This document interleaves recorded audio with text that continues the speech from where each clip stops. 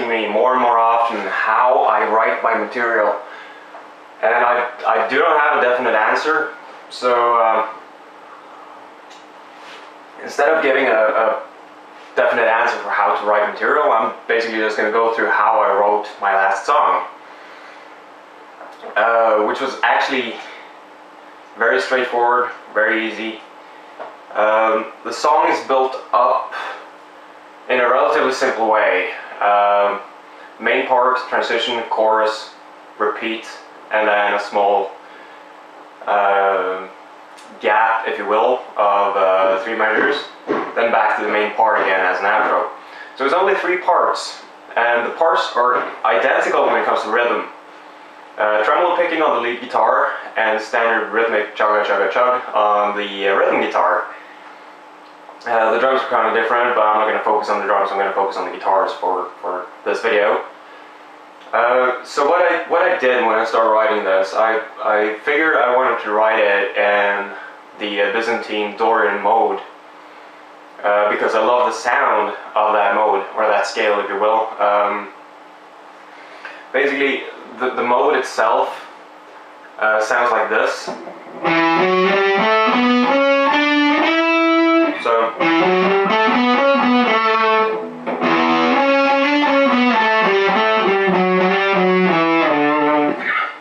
it's a very nifty folk sounding mode, which can sound, it's kind of interesting because it sounds sort of like a blend between a major and a minor scale.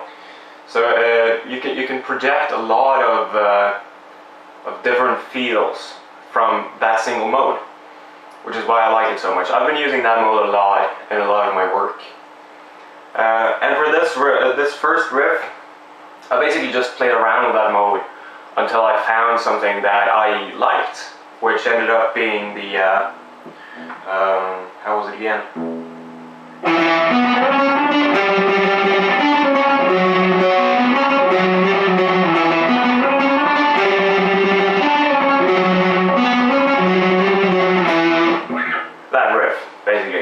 So what I did from there, I found it, I started out by just having for the intro part, I just had the rhythm guitar play a low E power chord, just, you know, over and over again, and let the drums and lead guitar just have the main focus for the intro.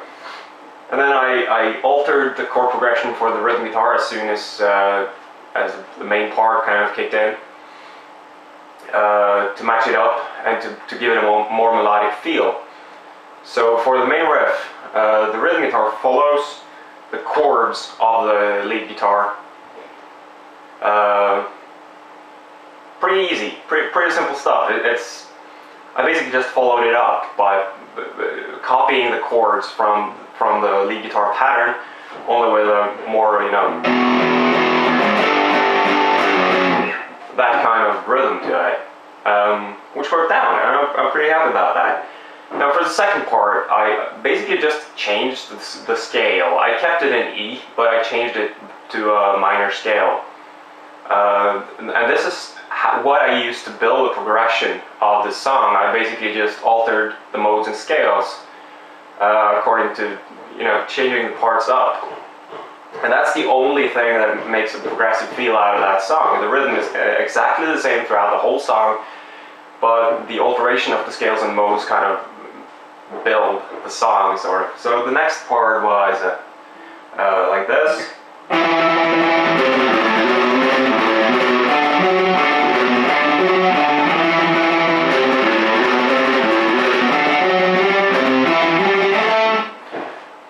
Which is basically everything in an E minor scale. So very straightforward, very simple, and all it took to change that was to change one single note of the scale, diminished it.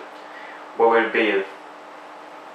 Sixth would be a half note further down. That didn't make much sense. I'm sorry, my terminology is mostly Norwegian when it comes to music, so my music terminology in English doesn't really work out.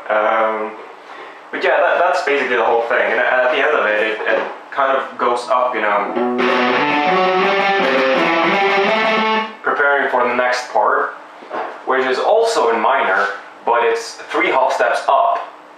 So instead of having the minor here, it's here. So let's see.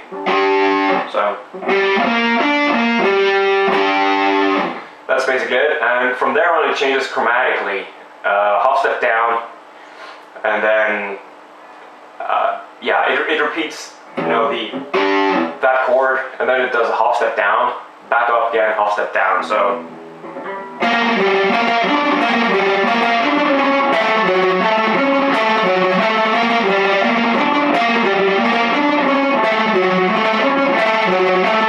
and then it repeats the same thing, only with the 2 half steps below that again, so it leaves off back at the E minor. So it goes on from that to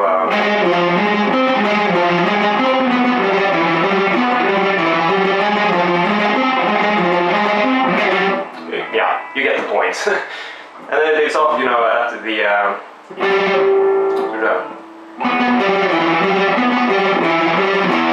which is back at the E minor. So I just, from that point, it just went back to the original riff, which is in E Dorian. So, and then repeat.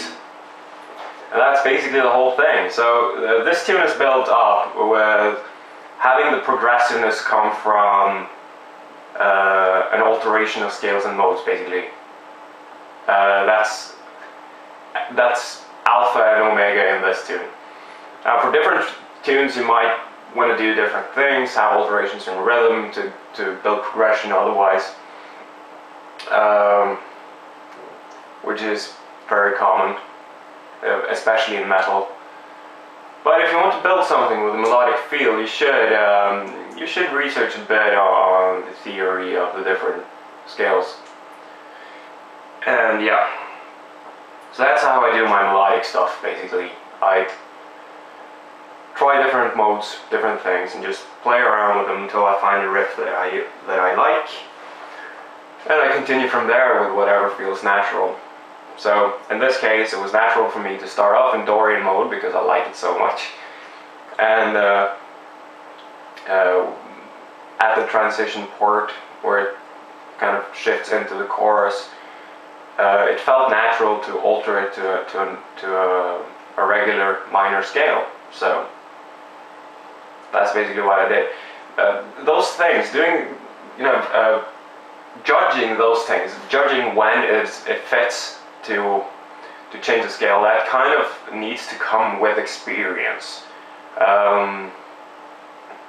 It needs to be in intuition, sort of, if that makes any sense. So if you're not satisfied with what you write and the way you change around stuff, you might just want to keep writing and keep making stuff and learn from your mistakes, quote unquote. Not necessarily mistakes, but if there's something you're not 100% happy with, you can learn from it by simply listening to it enough and then suddenly realizing what you could have done different. Now, I don't mean that you should work on the same song for like forever, but when you're finished with the song and if it doesn't sound perfect, then just leave it be, listen to it every now and then, and keep writing new material. Because when you write new material, your head gets refreshed, and you might be able to pull off something that you couldn't do before. So yeah, to you guys who requested a video like this, I hope this does something for you. I'm not really sure how helpful this has been, but yeah, as usual, hope you enjoyed the video, and I'll see you guys next time.